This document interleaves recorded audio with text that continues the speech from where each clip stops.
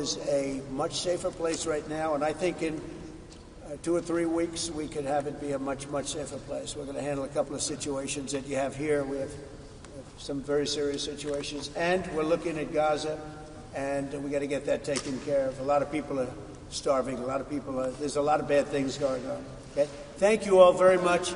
Do you think the Israelis and Bibi Netanyahu can get his hostages out? I don't know. We're going to find out pretty soon. We're going to know pretty soon. They're not in good shape, as you know, and different places. You know, it's not one place. It's different places. Some of them are in better shape than others. A little bit depends on the place where they are, but we'll be working with them to get them out. The Israelis. The IDF was planning to send in tens of thousands of more troops and expand the war in Gaza, especially if there wasn't a ceasefire while you were here. Do you support that? Well, we're going to see what happens. I think a lot of good things are going to happen over the next month, and we're going to see. We have to help also out the Palestinians. You know, a lot of people are starving on Gaza, so we have to look at both sides. But we're going to do a good job. Rations that could feed 3.5 million people for a month are mouldering in warehouses around the world and risk going off because of US aid cuts, according to 5 people familiar with the situation. That's enough to feed the whole population of Gaza for a month and a half, judging by figures from the UN's World Food Programme, or more than 1 million people for 3 months. The rations are in 4 USAID warehouses in Djibouti, South Africa, Dubai and Houston. Stocks due to expire as soon as July are likely to be incinerated or used as animal feed. Navin Salem is CEO of Adisia, a US-based company that makes a peanut paste called plum peanut, which is used in food rations.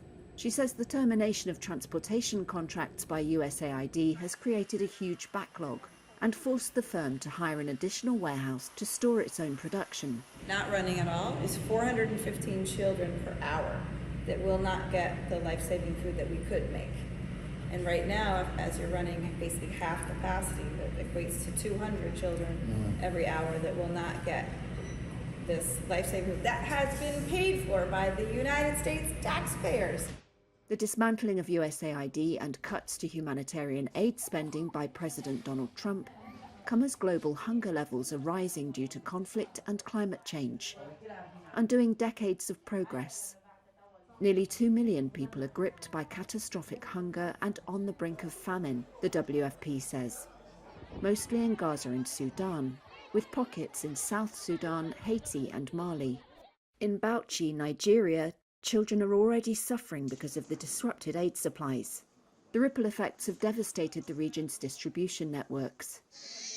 Kabiru Musa runs a primary healthcare centre that until recently received USAID rations of high-energy foods used to help young patients recover. But now, we don't have it. We pray maybe someone or any partners to come and support us, because still now we have a lot of that cases of malnutrition.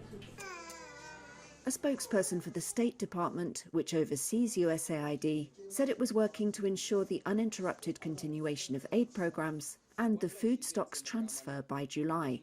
The administration has issued waivers for some humanitarian programs, including in Gaza and Sudan. But the cancellation of contracts and the freezing of funds needed to pay suppliers, shippers and contractors has stranded the food stocks, the sources said. A proposal to hand them to aid organisations that can distribute them is on hold, according to the US source and 2 former USAID sources briefed on the proposal. They said the plan awaits approval from the State Department. Palestinians fled areas of northern Gaza on Friday following Israeli strikes. Local health authorities said more than 250 people have been killed since Thursday morning. It is one of the deadliest phases of bombardment since the truce collapsed in March, and a new ground offensive is expected soon. One of the displaced, Fadi Tambora, said, "Where should I go?" adding that there is bombing in western Gaza and people dying in the south. US President Donald Trump ended a Middle East tour on Friday with no apparent progress towards a new ceasefire. He said that a lot of people are starving in Gaza and emphasized the need for aid deliveries. Heavy strikes on Friday were reported in Beit Lahia and Jabalia. In the Jabalia refugee camp, Palestinians searched through the rubble to look for survivors. Abu Omar al-Zanati said his cousin was martyred. Every day they say that the situation of the war will be resolved, and we are sitting. Everyday martyrs, everyday martyrs, everyday martyrs, in addition to the war of hunger that we are in. This is another war. Although Israel is facing growing international pressure to resume ceasefire talks and end its blockade of Gaza, it has instead intensified its bombardment and built up armed forces along the border. Well, we're working very hard on Gaza, and Gaza has been a territory of death and destruction for many years. And, you know, I have concepts for Gaza that I think are very good. Make it a freedom zone. Let the United States get involved and make it just a freedom zone. Have a real freedom zone. Because it seems that Gaza, every time, you know, every 10 years it happens and more than that, it really happens all throughout. They've never solved the Gaza problem. And if you look at it, I have aerial shots where, I mean, there's practically no building standing. There's no building. People are living under the rubble of buildings that collapsed, which is not acceptable. It's tremendous death.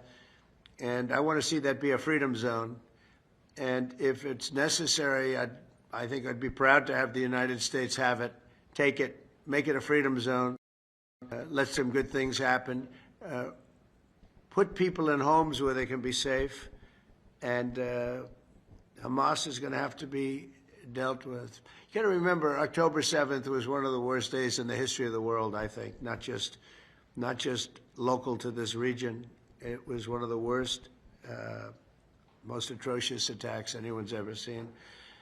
But now we're dealing with Hamas, and we're dealing with Iran, and we're dealing with a lot of other things. We're dealing with the Houthis, and that was, I think, very successful. But maybe tomorrow an attack will be made, in which case we go back on the offensive. So it's good.